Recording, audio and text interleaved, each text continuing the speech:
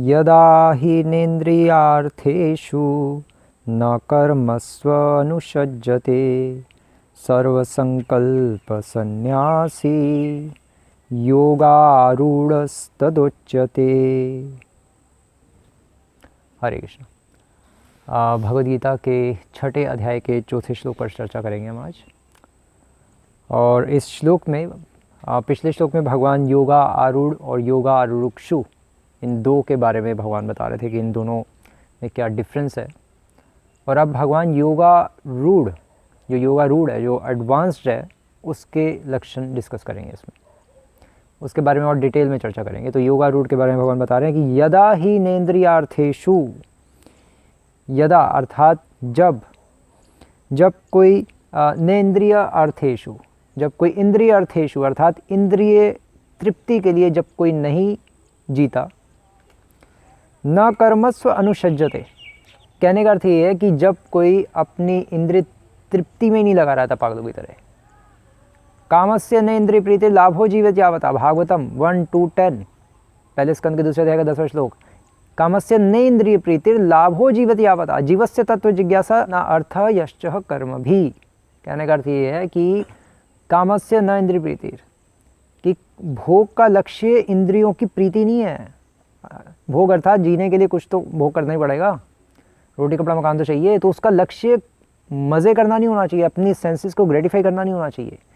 वो तो करना ही पड़ेगा, कार्यम कर्म करोति या, वो तो ऑब्लिगेटरी वर्क है, वो तो अनिवार्य है, वो तो जीने के लिए करना ही पड़ेगा।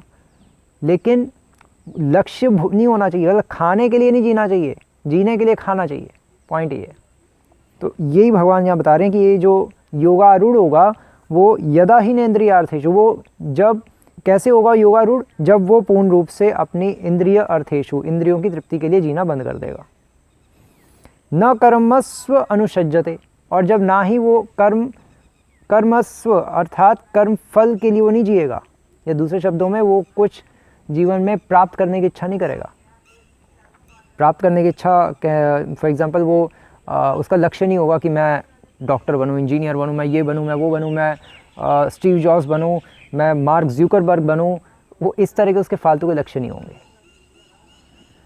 उसके लक्ष्य नहीं होंगे, तभी तो वो योगारूढ़ कहलाएगा। अगर उसमें ये सारी डिज़ायर्स ही हैं तो अगर वो कर्म बंधन में फंसने का सोच रहा है तो फिर वो कर्मस्व अनुषज्जते कैसे होगा।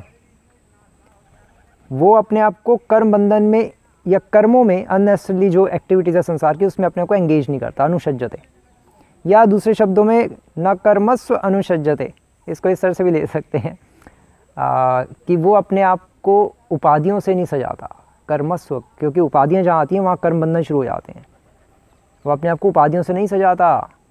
सर्व उपाधि विनिर्मुक्तम, भक्ति रसामृत सिंधु 1:12, सर्व उपाधि विनिर्मुक्तम तत्परत्वेन निर्मलम ऋषिकेन ऋषिकेशम सेवनम भक्ति रुच्यते।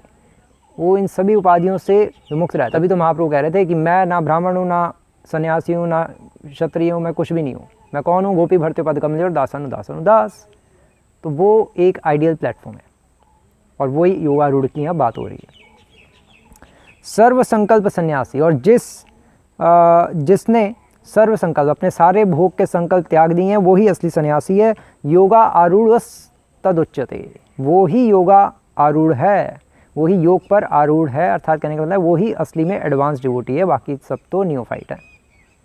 श्रील प्रभुपाद भी इसके तात्पर्य की पहली लाइन में लिख रहे हैं कि जब मनुष्य भगवान की दिव्य प्रेमा भक्ति में पूर्ण रूप से लगा रहता है तो वह अपने आप में प्रसन्न रहता है और इस तरह में इंद्र तृप्ति या सकाम कर्म में प्रवृत्त नहीं होता। तो अल्टीमेटली कहने का अर्थ ये है कि हमें इंद्र तृप्ति में प्रवृत्त नहीं होना, फालतू की अपनी इच्छाओं को पूरा करने में, अपनी सेंसेस को ग्रेटिफाई करने में नहीं लगे रहना। और वो कैसे संभव होगा? जब हम चैंट एंड बी हैप्पी होंगे, जब हम भगवान का नाम लेंगे और अंदर खुश होंगे, जब अंदर हमारे ऑलरेडी प्रसन्नता होगी, तो हम बाहर की वस्तुओं में प्रसन्नता क्यों ढूंढेंगे? ये आशय है भगवान के इस श्लोक के बोलने का। हरे कृष्णा। श्रील प्रभुपाद की